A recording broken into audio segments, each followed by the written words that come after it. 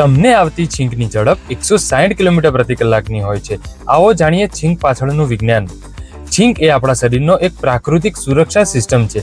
જ્યારે નાકમાં ધૂળ, હવા, માટી, રજકણો કે અન્ય કોઈ અજાણી વસ્તુ જાય ત્યારે મગજ આખા શરીરને અને પાંસળીઓને સિગ્નલ આપે છે કે શરીરના તમામ રસ્તા બંધ કરો અને આ કચરોને બહાર ફેંકો.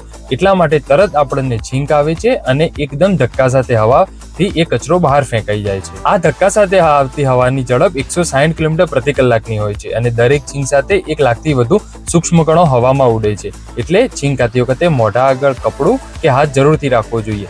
છીંકને કોઈ દિવસ રોકવી ના જોઈએ. આવી જ માહિતી માટે લાઈક કરો, ફોલો કરો. ફરી મળીશું.